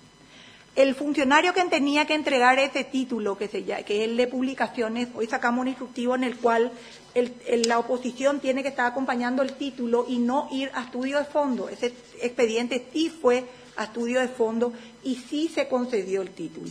Cuando se concede el título, se presenta la persona que realizó la oposición y solicita que se revea la situación. Hay un dictamen de Procuraduría General de la República en el cual se basó en su momento la dirección, en ese momento DGPI, Dirección de Propiedad Industrial, para anular patentes mal concedidas, que fue confirmado por la Corte Suprema de Justicia, en el cual decía que los actos que son nulos pueden ser revocados por las mismas autoridades las cuales los realizaron. ¿Y cuál fue el procedimiento a seguir? Si es que es el caso, porque no estoy segura, porque los números no me suenan. se concedió mal el título, se revocó por contrario imperio y se retrotrajo al momento de la oposición. Para poder retrotraer y llevar a oposición, se esperó, se le notificó a la parte afectada, que se había anulado ese título y se vio si se recurría y se esperó los 18 días a ver si recurrían esa resolución ante el Tribunal de Cuentas. Eso no ocurrió y la persona que estaba interesada en la oposición trajo la constancia del Tribunal de Cuentas de que no se había presentado ningún reclamo contra esa resolución dictada y se llevó de vuelta a litigiosos. El litigioso figuraba, y justamente por todo el sistema, y de hecho hoy se puede saber eso porque está totalmente transparente en el sistema, de que el título había sido concedido y mientras no se borraba concesión de título dentro del sistema, no podía operarse la oposición. Se saca una providencia en la cual se le ordena a la persona y a informática que se borre el estatus de concedido y se eliminen no solo el título, sino todos los obstáculos que no hagan posible la prosecución de la oposición. Ese título hoy está en oposición y está siendo estudiado y de hecho no se puede borrar nada en INAPI. Todo lo que está acá está en espejo acá y informáticamente se puede levantar absolutamente cualquier dato que se quiera saber. Y si hoy esta denuncia está porque está en el sistema. Así que absolutamente conciencia tranquila y que se hagan las investigaciones. De hecho, la Oficina Anticorrupción Interna ya está tomando carta en el asunto y ya ha sacado recomendaciones sobre ese respecto. Es lo que puedo decir porque por los números no me dice si es que hubiere ese el caso. Gracias, doctora. La siguiente pregunta. ¿Qué puede responder de la auditoría practicada a su administración en la DINAPI por la Auditoría General del Poder Ejecutivo del ejercicio 2015, donde concluye: la DINAPI no cuenta con manual de funciones en el cual están establecidos el desarrollo y control de las actividades de toda y cada una de las dependencias de la Dirección Nacional? La DINAPI no cuenta con un perfil de cargo. La DINAPI no dio cumplimiento a la Ley 2597 que regula el otorgamiento de viáticos en la administración pública, entre otras irregularidades. Bueno, en primer lugar que es cierto que adquirí una dirección que no tenía ningún manual de procedimiento y de funciones y que estamos trabajando en esos manuales, porque si nos dejábamos guiar por la práctica era desastrosa y se contrató un servicio externo para que nos ayude a sacar los manuales y están en proceso de realización.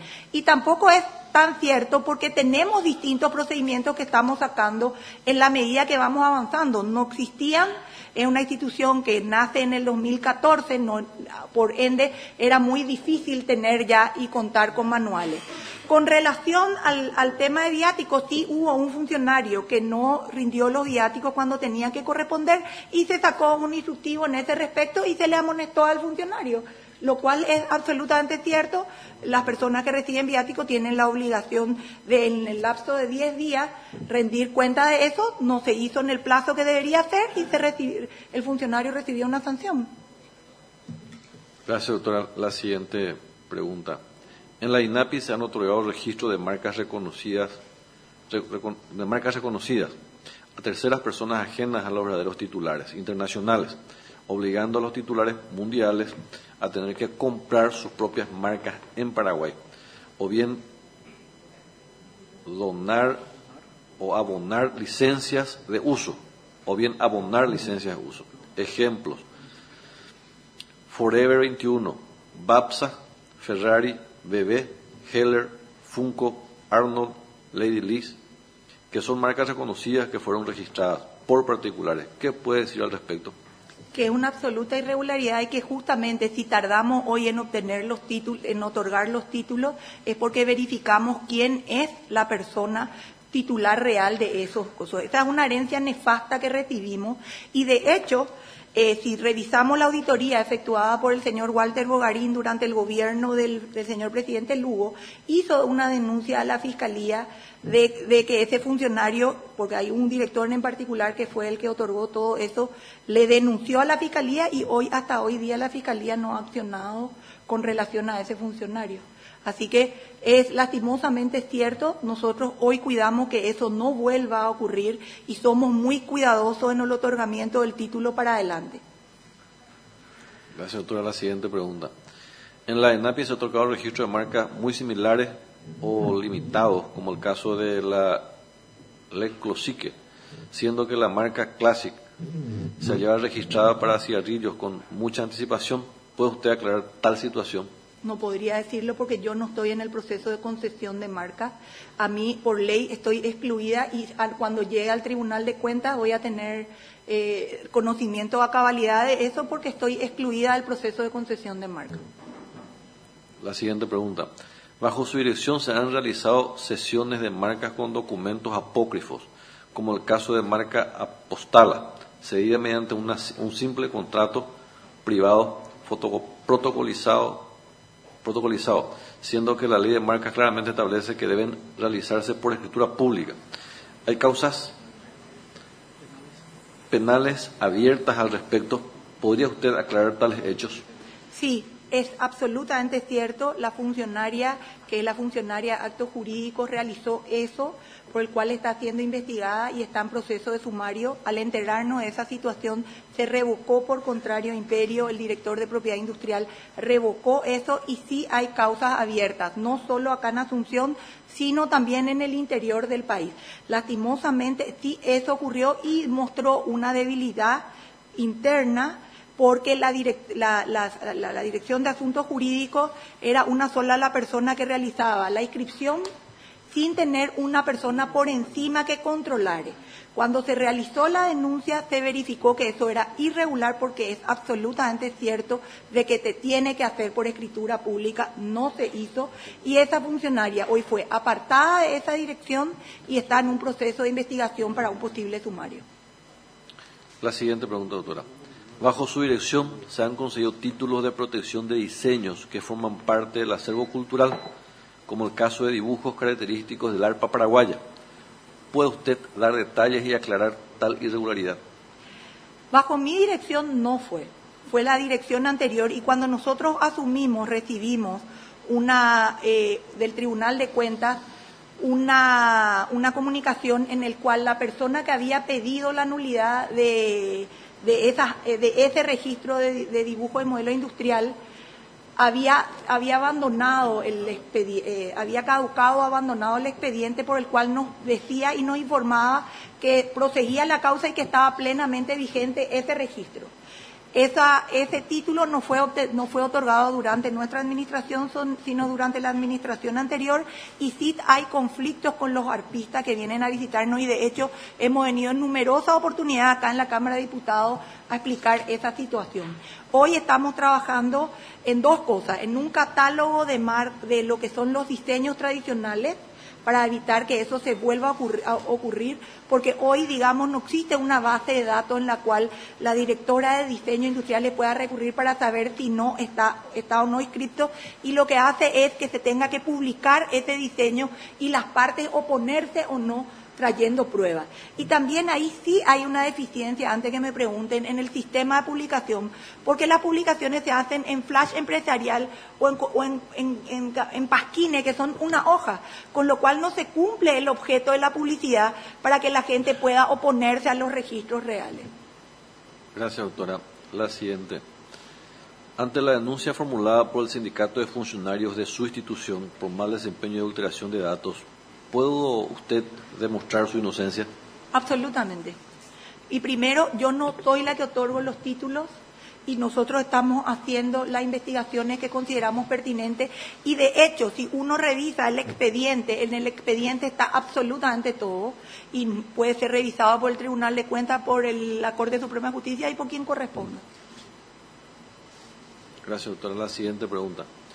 ¿Por qué se incumplen el decreto del Poder Ejecutivo número 4212/2015, que beneficia a los actores del audiovisual siendo que usted fue quien lo promovió inicialmente hasta su sanción y la resolución número 21/2015 de la INAPI, que lo reglamenta, firmada por usted misma y que a raíz de dicho incumplimiento existe una causa penal que está siendo investigada en el Ministerio Público. Causa 939/2017 sobre apropiación y lesión de confianza. Recuerda que al igual que la ley paraguaya, todas las legislaciones nacionales del mundo que atribuyen derechos a los autores se cumplen o gozan de la misma jerarquía constitucional de normas y también han suscrito la Convención de Roma. Acá le quiero agradecer al doctor Sosa el libro de Kennedy, que es Lecciones de Coraje. Es cierto que nosotros dictamos una resolución, un decreto por el cual se le reconocía a Interartis como una sociedad de actores. Pero ese propio decreto establece y dice que tiene que hacer conforme a la ley. La ley de derecho de autor no le otorga a los actores la misma categoría que los artistas musicales. Y hay la Dirección de Gestión Colectiva sacó una resolución en ese sentido, explicando cuál es la posición de los actores dentro de la legislación paraguaya.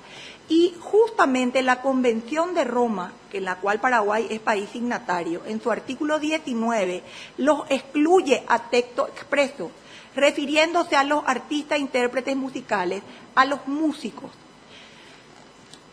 No se puede, por decreto, violar la ley, y el decreto no dice otra cosa que deben, vamos a decir, pagarse conforme a lo establece la ley. La ley no les reconoce. De hecho, tampoco le reconoce a la legislación internacional, porque posteriormente a la Convención de Roma surge la Convención de Beijing, en la cual sí le da derecho a los actores.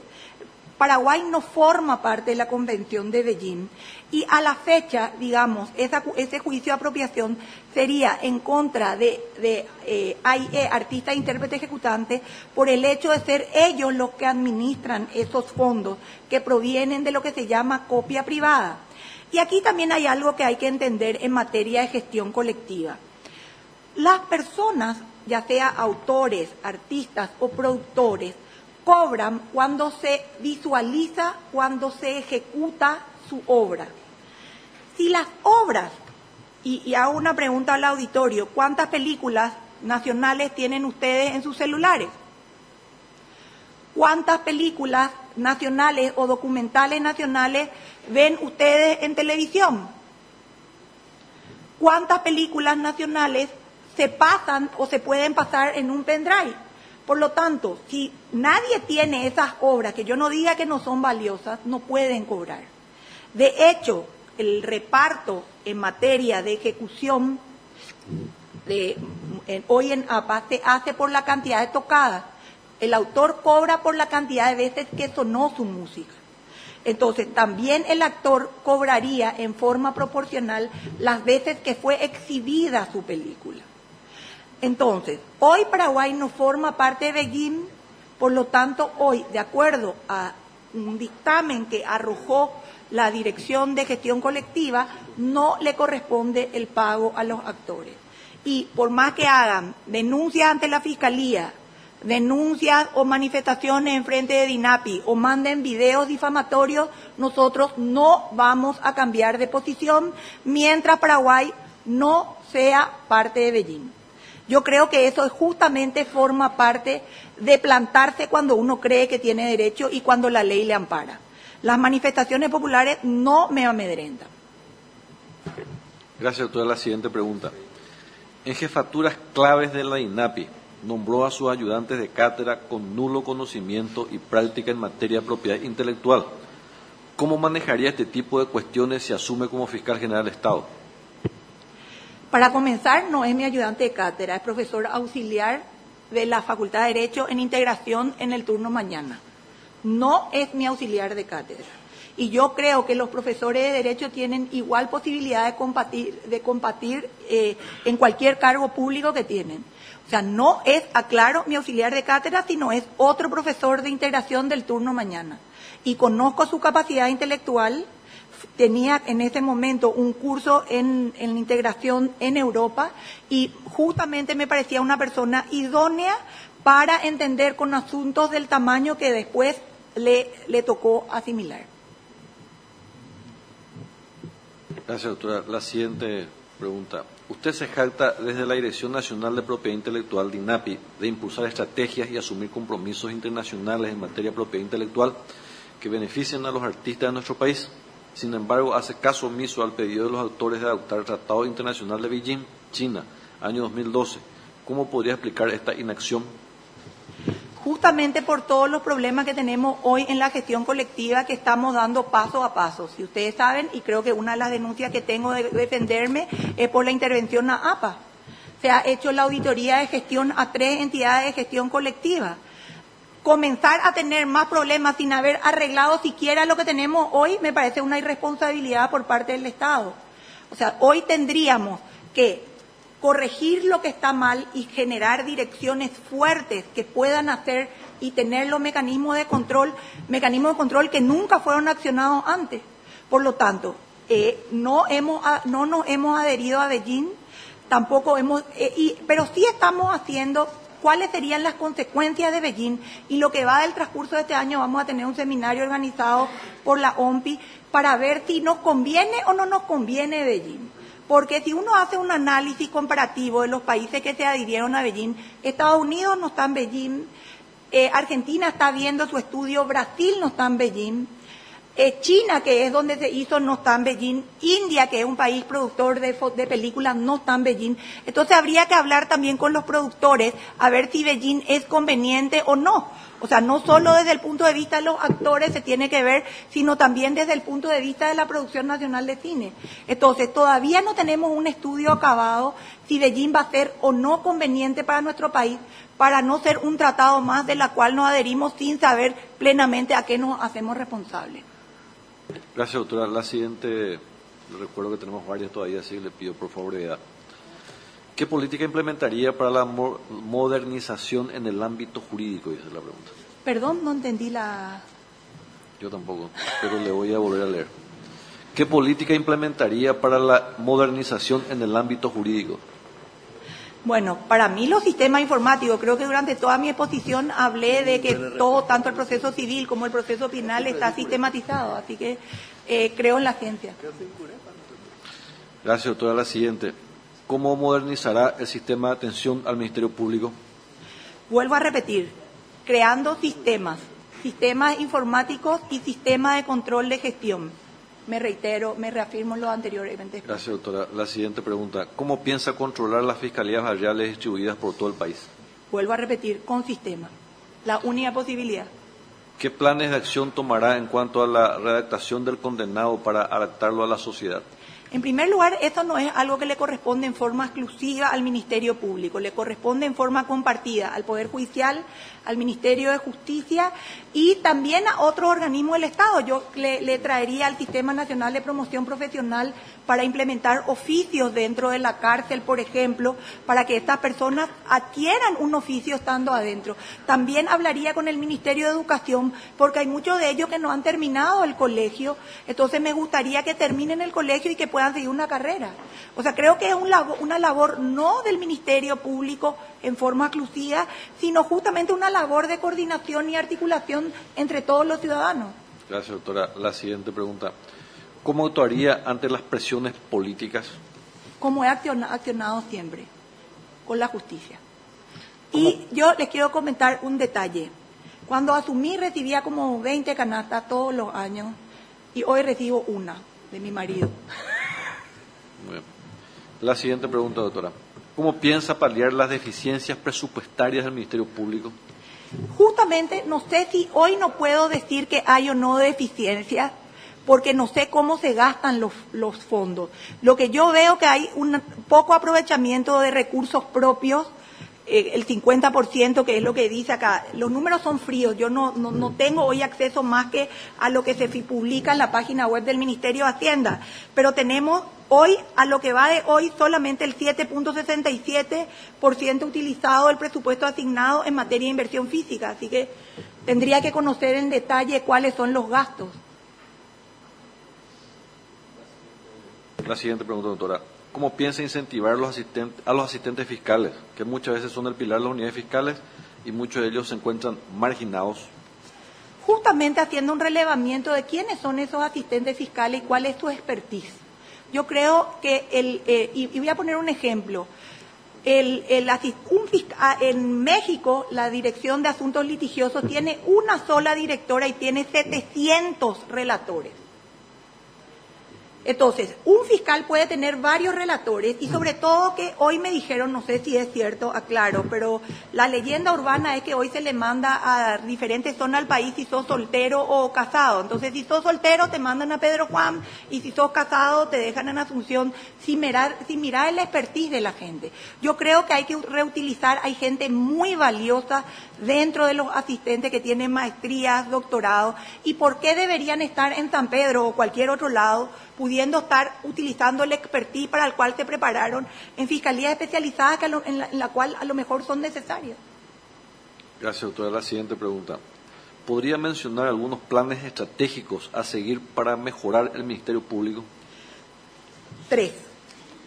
Sistemas, transparencia en cuanto a poder decir lo que se pueda publicitar dentro de los procesos, saber cuál es el valor humano que tenemos, la gestión de valores dentro del ministerio, y vuelvo a repetir, la utilización también en mayor medida del laboratorio forense para poder tener las pruebas científicas, y otro no menor que es la coordinación con otros estamentos como la Policía Nacional, el Ministerio del Interior, el Ministerio de Defensa, Aduana, el Banco Central, los diferentes estamentos del Estado.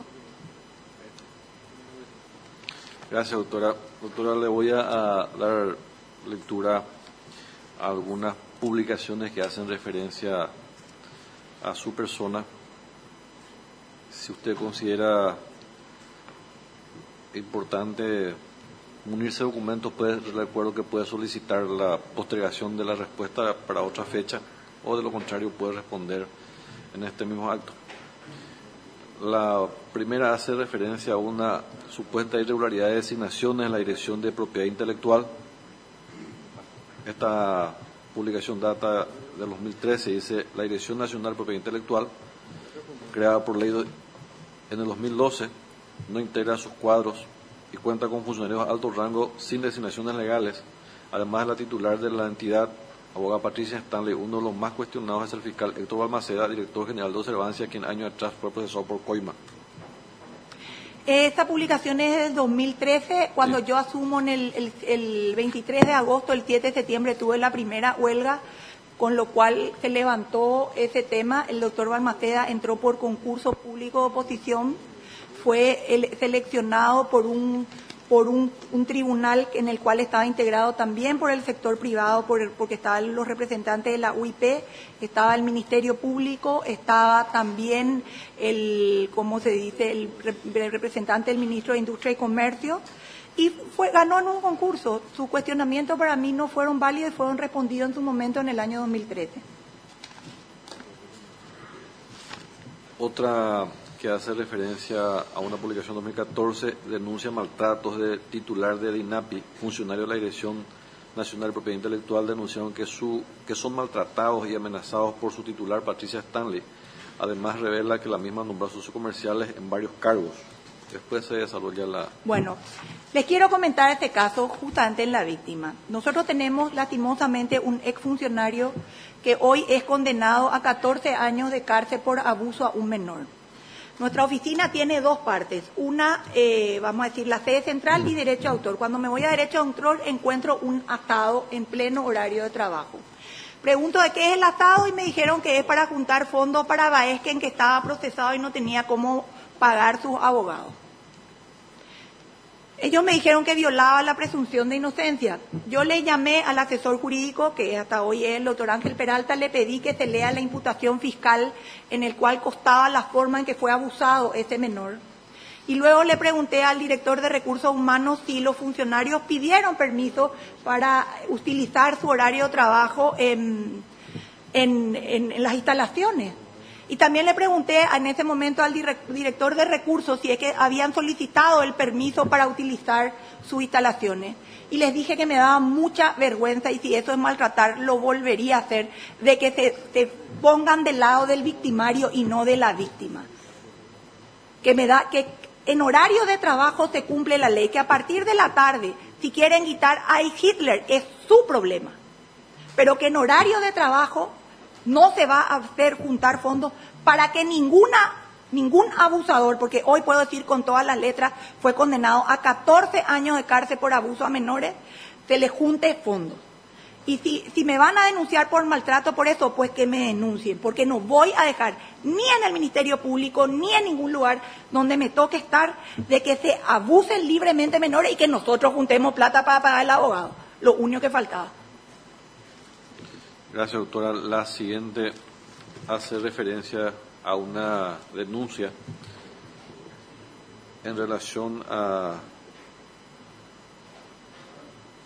la persecución sistemática contra autores paraguayos asociados. Quiero saber si eso se le ocurrió traslado, doctora. Se me corrió traslado. Le voy a dar lectura breve a fin de que se tome conocimiento y usted pueda realizar su descargo. Antecedentes. La Dirección Nacional de Derecho de Autor y Conexos, oficina de la INAPI, desde el mes de noviembre de 2015, ha iniciado una implacable persecución sistemática escudada tras la figura de una fiscalización contra autores paraguayos asociados, APA, que es una institución privada, logrando suspender al directorio y conseguir una intervención judicial en la entidad. Intervención que lleva 10 meses de vigencia manejando el dinero de autores en forma discrecional. La ley 1398/98 de Derecho de Autor y Conexos establece que la Dirección Nacional de Derecho de Autor y Conexos tiene atribuciones para fiscalizar la entidad privada, APA, y el artículo 138 de la misma ley, Derecho de Autor y Conexos, determina que la entidad de gestión colectiva APA se regirá por sus estatutos sociales y el Código Civil paraguayo en el artículo 91 al 106 como sociedad autónoma y privada. Extralimitación en sus funciones. La abogada Patricia Stanley, como directora de INAPI, viene ejerciendo presión y coacción ante la justicia ordinaria, ante el Tribunal Electoral de la Capital, para que los socios y el TEI de APA no puedan llevar a cabo asamblea para la designación de nuevas autoridades APA. En esa estrategia y en total connivencia con el interventor judicial, consigue ampliar el plazo de la intervención judicial por presión ante la justicia ordinaria, ha logrado tras una medida cautelar. Esa intervención constituye hoy un verdadero atropello a los dueños legítimos de APA, que son los autores paraguayos, por las extralimitaciones cometidas por el interventor, por presión directa y comprobada de la abogada Patricia Stanley como directora de la INAPI. Señores miembros del Consejo, señalamos algo sustancial en la defensa de los derechos intelectuales, en el sentido de que el propio representante del Departamento de Estado de los Estados Unidos de América, que se encuentra hoy de visita en nuestro país, ha remarcado que el Paraguay es uno de los países que no ha logrado aliviar los efectos preocupantes y nocivos de la piratería en el ámbito del derecho intelectual, y este problema lo decimos nosotros, no solamente suscita, sino que agrava cada vez más en este país por la inacción y falta de idoneidad de la señora Patricia Stanley, que es la directora de INAPI, Dirección Nacional de Propiedad Intelectual. Entendemos que la conducta de los funcionarios públicos necesariamente debe someterse al principio de legalidad y en exclusiva observancia a la ley, pero la directora de la INAPI, Patricia Stanley, muestra una conducta que se caracteriza por el desprecio al principio de legalidad, por lo que bajo ninguna circunstancia puede ser premiada en la terna de candidatos para la Fiscalía General del Estado. No es apta ni idónea para ocupar cargo como representante de la sociedad. Se acompaña de varios antecedentes. Bueno, si bien he contestado en forma escrita esa denuncia, me gustaría hacer referencia en su totalidad. En primer lugar, nunca se hizo una fiscalización en serio a ninguna entidad de gestión colectiva mientras en los años anteriores. La ley es del año 98, en el 2007 sí se hizo un atisbo de intervención y ninguna de esas recomendaciones fueron tomadas en práctica. En el año 2014, cuando recién asumíamos, comenzaron a haber 23 tapas del diario ABC en el cual decían las irregularidades que había cometido la comisión directiva de APA. Eso hace que nosotros en el año 2015 contratemos una auditoría externa a DINAPI, en el cual se investigue no solo a APA, sino a las tres entidades de gestión colectiva, AIE, SGP y APA. AIE salió con unas pequeñas observaciones, SGP sin ninguna observación, y APA sale con una abstención por parte de los auditores, porque no poseía toda la documentación que correspondía dentro de la entidad.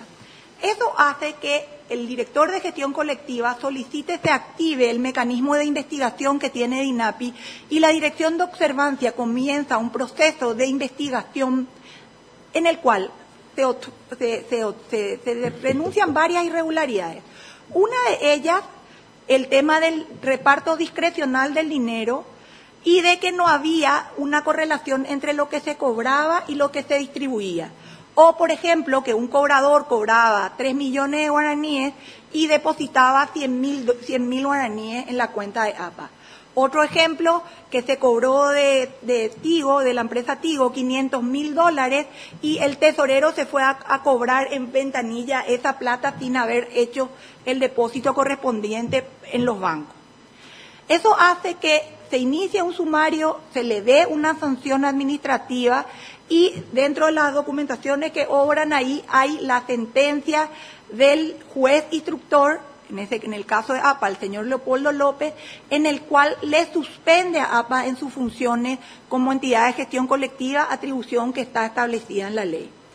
Asimismo, denunciamos ese hecho en la Fiscalía. Esa sentencia salió el 5 de abril y el 10 de abril llevamos todos esos documentos que hacen a la presunción de hechos punibles a la Fiscalía para que se investiguen.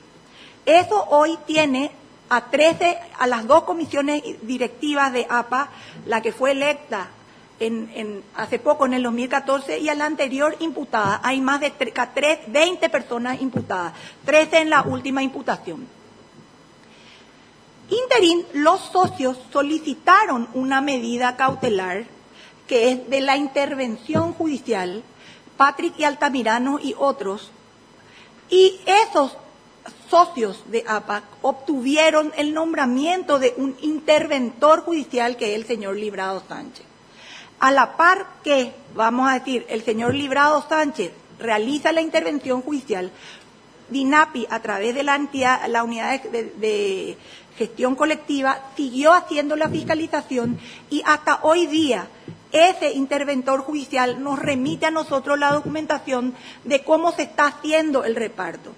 Y les puedo decir con mucha satisfacción que hicimos una recepción en honor al director general de la OMPI y me encuentro con el señor Cancio Barreto y me dice que de cobrar 3 millones de guaraníes en cada cuatrimestre pasó a cobrar 30 millones de guaraníes. Con lo cual algo andaba mal dentro del reparto de los autores. En cuanto a que, vamos a decir, el gobierno americano está disgustado con nuestra labor, Paraguay salió en el año 2015 de la lista de sanción de los Estados Unidos, que es la 301. ¿Qué es la 301? La 301 es una lista de sanción unilateral que los Estados Unidos le otorgan o dan a los estados, en el cual le privan de sus preferencias arancelarias. ¿Qué quiere decir? Si yo quiero meter mi mercadería paraguaya dentro de Estados Unidos, me cobran un arancel no diferenciado por ser país en desarrollo. Paraguay figuraba en esa lista y hacía 12 años que no lograba un acuerdo con el gobierno de los Estados Unidos. Acompaño dos cosas. Primero, el acta del USTR en el cual nos dice que nos retira de la lista 301 y acompaño la actual lista 301 en el cual no figura el nombre de Paraguay y es más, nos menciona como buenas prácticas. Y quiero decir otra cosa que no es menos importante. Este año Paraguay está postulado para presidir el Comité de Observancia de la Organización Mundial de Propiedad Intelectual, OMPI, o WIPO por sus siglas en inglés. También acompaño la carta en el cual el GRULAC, la Asociación de Países Latinoamericanos, le otorga la confianza a Paraguay para presidir el Comité de Observancia, que no es otro que el Comité de Lucha contra la Piratería y Falsificación dentro de la Organización Mundial de Comercio. Quiere decir que algo no estamos haciendo tan mal y que por nuestras obras nos juzgarán. Yo creo y me reafirmo que la intervención de APA se hizo en estricta justicia. Hoy la Fiscalía nos está dando la razón al imputar a los 20 directivos y al ver siendo investigados. Siento que la labor fiscal no acompañó suficientemente porque nosotros denunciamos en abril, se interviene judicialmente en julio, asumen en julio, y de enero a julio del 2016, APA sacó de sus cuentas bancarias 2.300 millones de guaraníes. Que si la Fiscalía hubiese dado alguna medida cautelar, esa plata hoy estaría en disposición para los autores y compositores paraguayos. Gracias, doctora. Con esto concluimos la audiencia pública que ha sido fijada para usted ante el Consejo de la Magistratura. En caso de que tenga que agregar a todo lo dicho hasta ahora, puede hacerlo solicitándole nuevamente brevedad porque tenemos todavía un postulante, doctora. Bueno, antes que nada, muchísimas gracias. Muchas gracias para los que hoy vinieron también a escucharme. No es una decisión fácil presentarse a fiscal general. Y le agradezco a mi familia el apoyo para poder hacerlo. Gracias. Muchas gracias, doctora.